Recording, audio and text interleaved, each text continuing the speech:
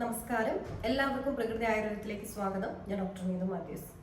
മനുഷ്യനെ മറ്റ് ജീവികളിൽ നിന്ന് വ്യത്യസ്തമാക്കുന്നത് അവന്റെ ചിന്താശേഷിയും വിവേകവും ഒക്കെയാണ്. അതുപോലെ തന്നെ മനുഷ്യന്റെ ലൈംഗിക ജീവിതവും വളരെ പ്രധാനപ്പെട്ടത് തന്നെയാണ്.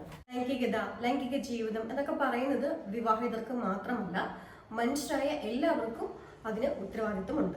അപ്പോൾ നമ്മുടെ ലൈംഗികപരമായിട്ടുള്ള പെരുമാറ്റം എങ്ങനെയാണ്? ഉത്തരവാദിത്തമുള്ളതാണോ?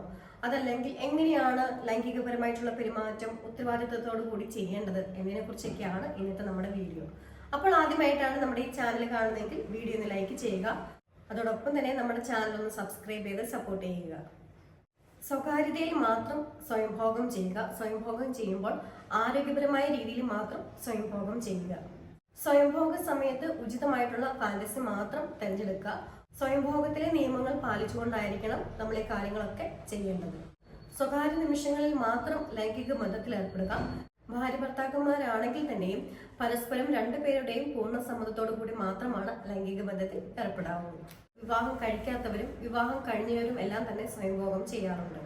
പക്ഷെ വിവാഹത്തിന് ശേഷവും പങ്കാളികൾ ഒരുമിച്ച് ജീവിക്കുന്നവരാണെങ്കിൽ, ഇപ്പൊ ജോലി സംബന്ധമായിട്ട് ഭാര്യയും ഭർത്താവും രണ്ടിടത്ത് താമസിക്കുന്നവരുണ്ട്. ഇനി ഒരുമിച്ച് താമസിക്കുന്നവരാണെങ്കിൽ കൂടുതലായിട്ടും പരസ്പര സമ്മതത്തോടു കൂടിയുള്ള ലൈംഗിക ബന്ധത്തിന് പ്രാധാന്യം കൊടുക്കുക. സ്വയംഭോഗത്തിന് ഒരു കാരണവശാലും മുൻതൂക്കം നൽകരുത്. ഗർഭധാരണം ഇപ്പോൾ ആഗ്രഹിക്കുന്നില്ല, അതായത് നിങ്ങൾ ഫാമിലി പ്ലാനിങ്ങിലാണെങ്കിൽ ഓരോ പ്രാവശ്യവും ലൈംഗിക ബന്ധത്തിൽ ഏർപ്പെടുന്ന സമയത്ത് കൃത്യമായിട്ടുള്ള ഗർഭനിരോധന മാർഗങ്ങൾ സ്വീകരിച്ചിട്ടുണ്ടാവണം.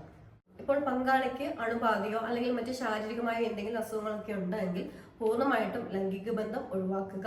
അതേപോലെ തന്നെ എന്ത് രോഗമാണെങ്കിൽ തന്നെയും കൃത്യമായിട്ടും ചികിത്സിച്ച് ഭേദമാക്കുക.